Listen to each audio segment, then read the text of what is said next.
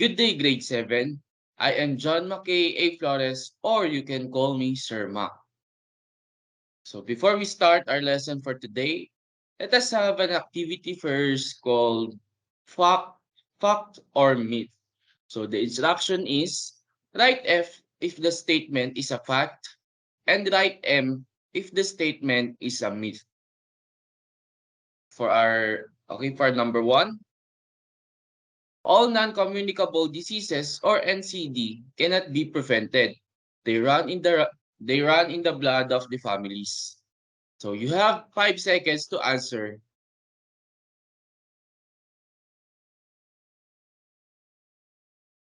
Okay, let us reveal the answer. It's an M. So the first statement is a myth. Next, non-communicable diseases affect elderly. So what is your answer? Is it fact or a myth?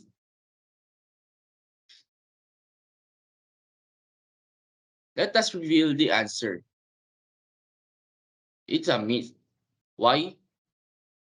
Because non-communicable diseases can affect young, adult, and babies. So next, taking a bath on Friday will make one sick. So is it fact or a myth?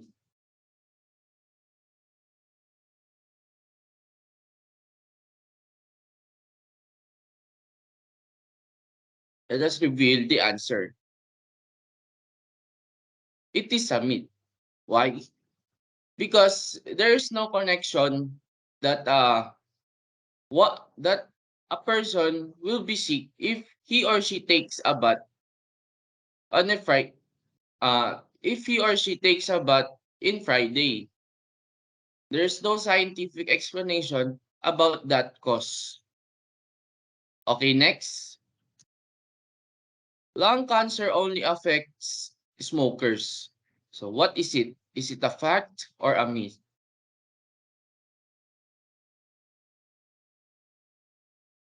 So let us reveal the answer. It is a myth. Why? Because you can get lung cancer by inhaling the smoke.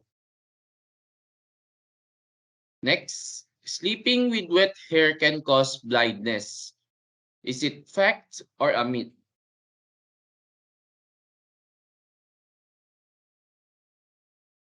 The answer is it is a myth. Why? Because there's no scientific explanation that sleeping with wet hair can cause blindness. Maybe maniniwala pa ako na kapag natulog kang basta ang buhok mo is magkakos siya ng other diseases in our head like yung uh, like pagsusugat ng pangangati ng ulo, pagsusugat ng ulo ganon. And next, both young and old people can get arthritis. Is it a fact or a myth?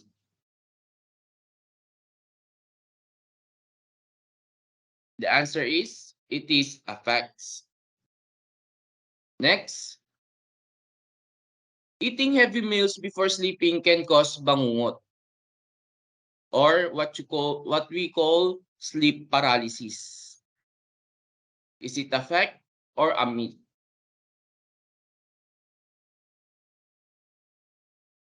Let us reveal the answer. It is a myth. So, next, blindness can be passed through genes. Is it a fact or a myth?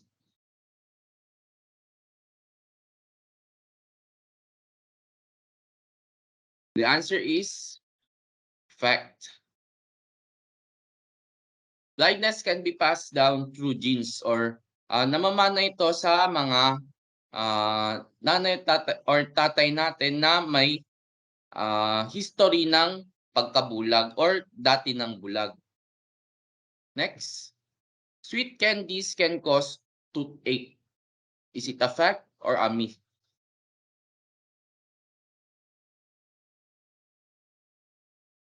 The answer is fact. Next, most can be passed when you touch it. Is it a fact or a myth?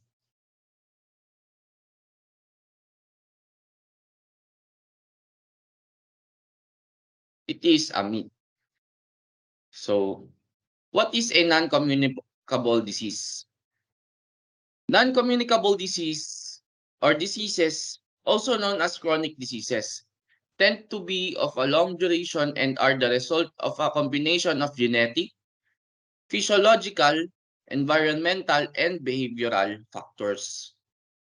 Okay, are there any scenarios where myths about non-communicable diseases becomes true? How and how not?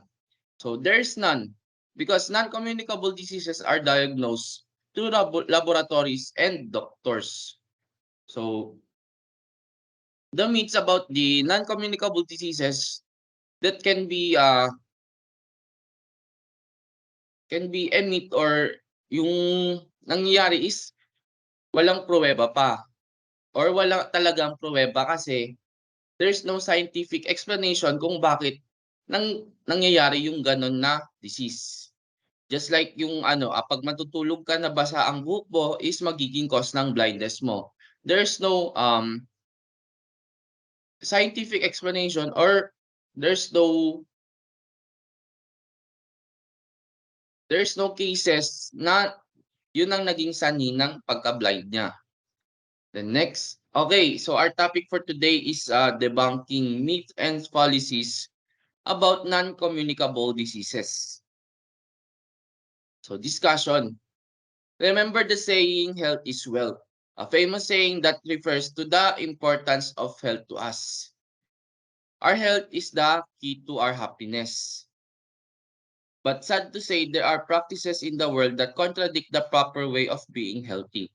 So, alam ko naman, alam ko class na, you know what is health is wealth.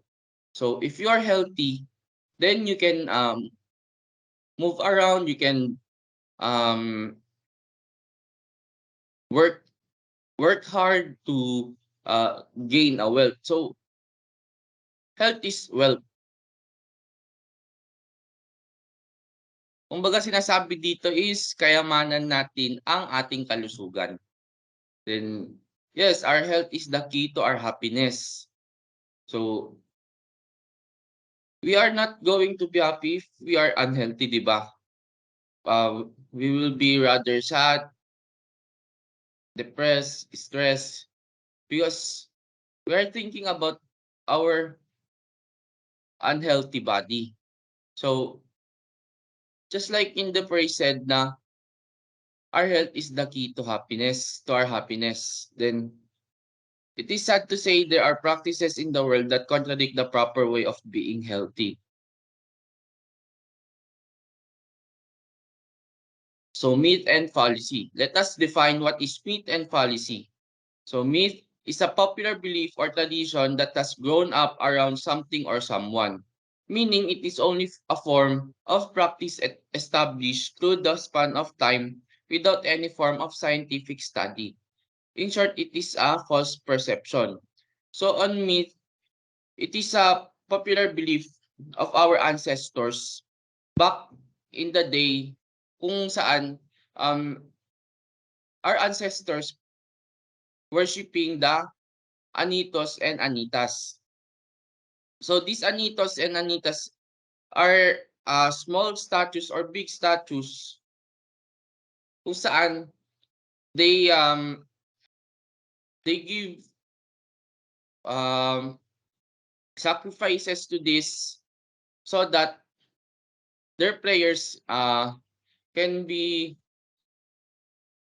their prayers can be heard by their gods before. So our ancestors believe such mythical things, mythical beliefs where it connects into their health. and fallacies. And also in myth, this belief has been passed down through generations until up to this present. Then fallacy. Fallacy is an often conceivable argument using false or invalid inference. Both concepts have the same definition of a false and mistaken idea. So fallacy is ano naman to? Is kumbaga nandito yung sa may attendance. Example is attendance. And ikaw and ako absent ako and ikaw na classmate ko is magpapa-attendance ako sa'yo. Isusulat mo yung pangalan ko, then you will signature it with your own self. Gano'n ang fallacy. Kumbaga, you are falsing a document. Just like that. Kumbaga ano siya, parang makatotohanan siya, pero it is not it is conceivable. You can deceive what you can deceive on that kind of document, kumbaga gano'n ang ano ng fallacy. Then here's a video lecture about our topic for today. You may take down notes, and after this video, you will answer some questions.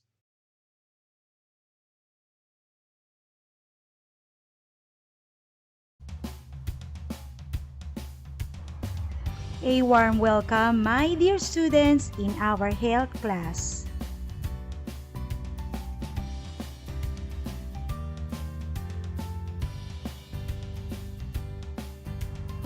To formally start our discussion, first, let us identify the following. Content standard.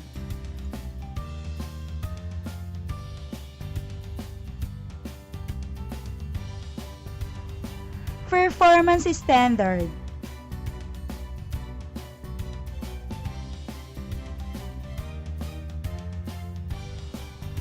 And most essential learning competencies.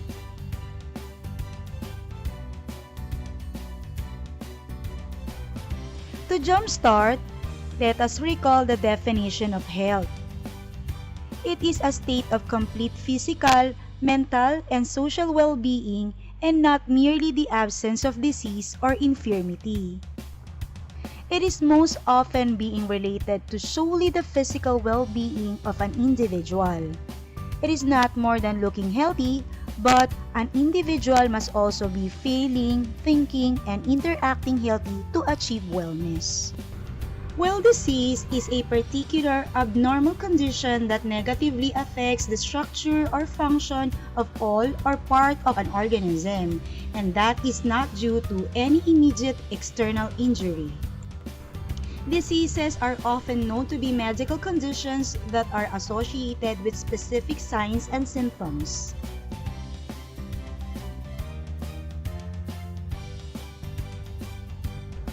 The topic for 4th quarter Health 7 is about non-communicable diseases. For the pre-test, you're going to differentiate myths and fallacies to fact file. You only have 15 seconds. Ready?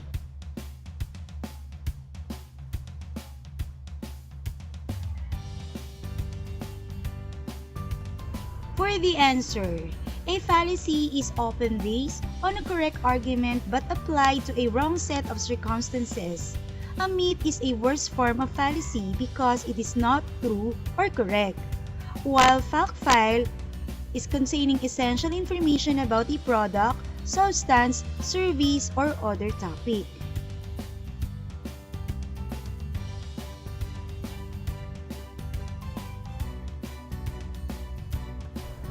For today's topic, we are going to focus on non-communicable diseases, fact file, myths and fallacies, and self-monitoring skills.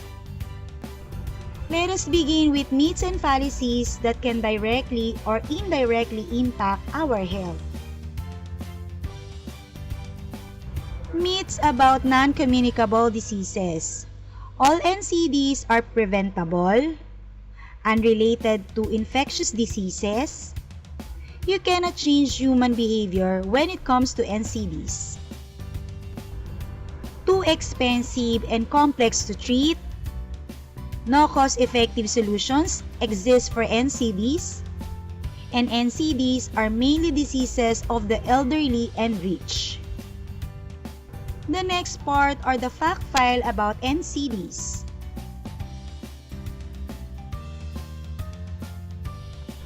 These are some fact file from World Health Organization about non-communicable diseases. NCDs are responsible for 63% of all deaths worldwide. 80% of NCDs deaths occur in low and middle income countries. More than 9 million of all deaths attributed to NCDs occur before the age of 60.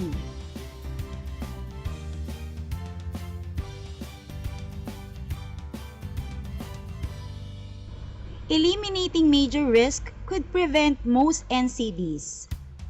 Around the world, NCDs affect women and men almost equally.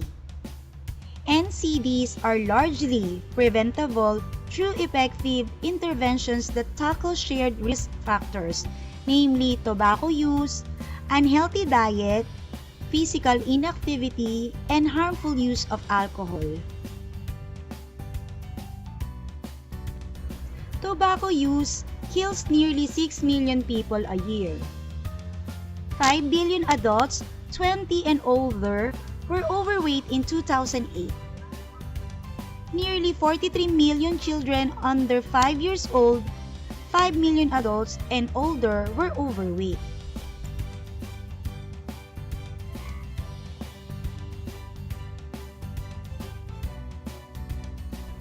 At this point, you will learn about self-monitoring and health practices to avoid non-communicable diseases.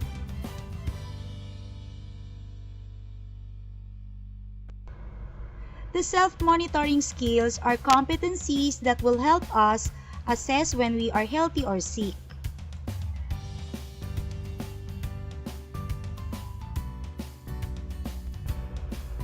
It is important that we are familiar with the normal condition of our bodies so that we can detect at once when something is wrong.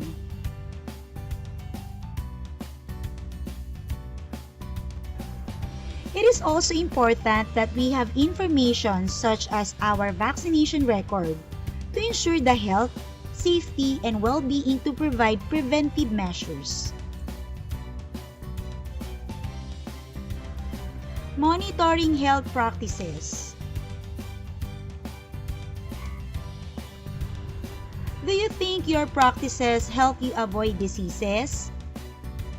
Health monitoring is very important in terms of prevention, particularly if the early detection of diseases can reduce suffering and medical costs.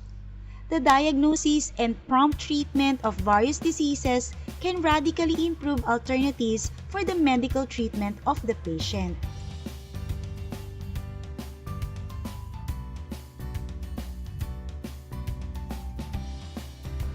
For the activity entitled Monitoring Health Practices, you are going to put check or X based on your health practices. Please write your answer in your notebook. Ready?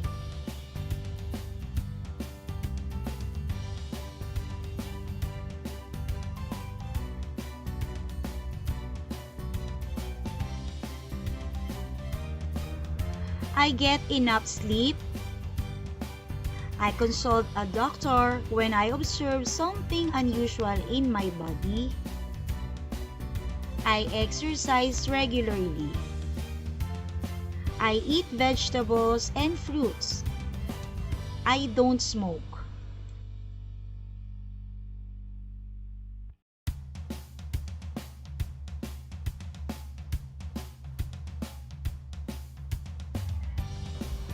I monitor my weight regularly.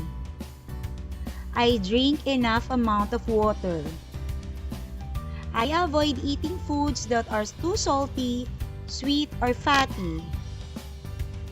I make sure that the food I eat is nutritious. I properly manage stress.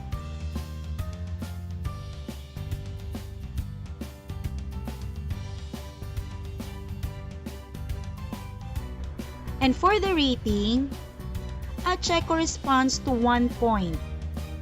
If you get a score of 8 to 10, it means very good, while getting 47 means good, and 1 to 3 means fair.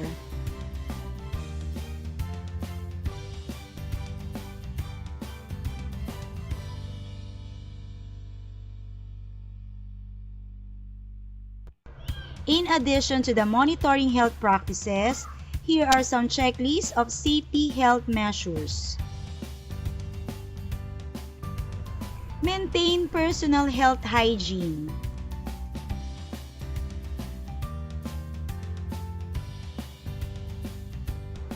Have a regular checkup.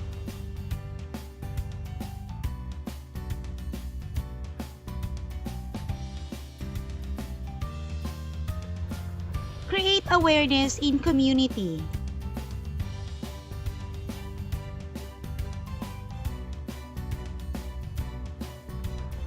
Be considerate of the health of others.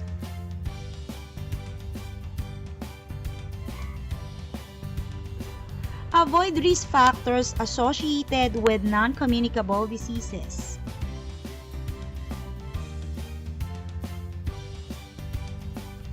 And of course, self-care.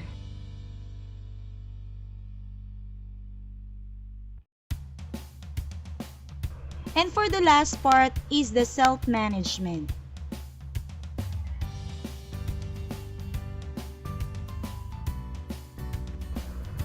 Self-management appears to be an effective means of improving health outcomes in life. It enables the person to better manage their health. Examples of self-management are body mass index monitoring, blood pressure, heartbeat monitoring, and regular checkups.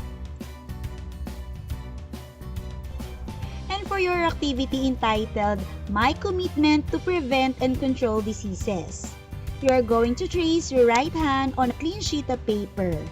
On each finger, you will state your personal commitment to prevent and control diseases.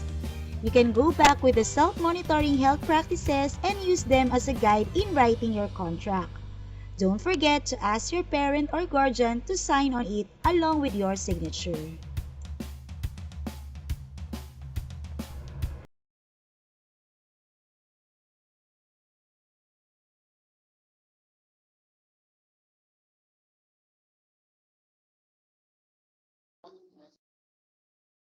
Okay. So for next activity, read the statement carefully and choose the letter of the best answer. Number one, which is a non-communicable disease? A. Cancer. B. Influenza. C. Dengue fever. And D. Tuberculosis.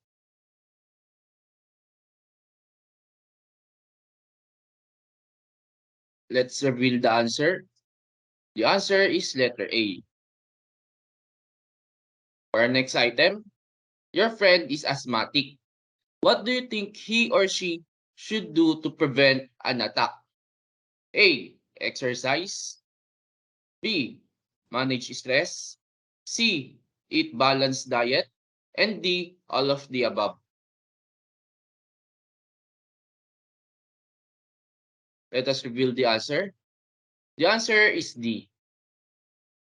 Next, this treatment of cancer involves attacking cancer cells with X-ray. A. Surgery. B. Chemotherapy. C. Drug therapy. And D. Radiation therapy.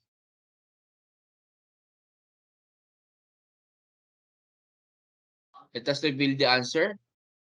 The answer is letter D, which is not a causative factor for non-communicable disease. A. Virus. B. poor diet, C. Stress, and D. Environmental hazard.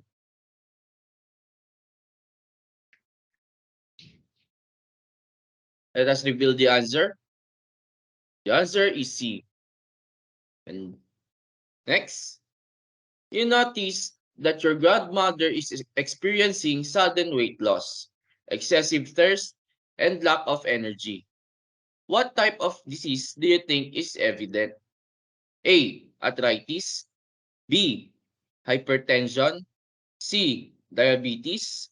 And D. Renal failure.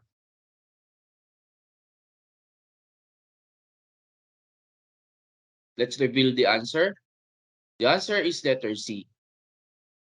I hope you get a perfect score on our activity. So, for your next activity, do an interview with your grandparents or parents regarding what they know and their experiences on myth and fallacies in non-communicable diseases. Ask them how these myths and fallacies can really damage our health or body. After getting their answers, look for scientific reason about this myth and fallacies in non-communicable disease that you have gained from them. And for your assignment, I for your activity, you can send it to me through Messenger, or you can email me on Google Mail, which is my email account is johnmckflores12@gmail.com. And for your assignment, make an essay regarding the importance of not believing in myths and fallacies in non-communicable diseases. So your assignment can be sent to me through Messenger again, or you can email it to me at uh, johnmckflores12@gmail.com. And that's all, class. Thank you for your time. Thank you for listening. Goodbye.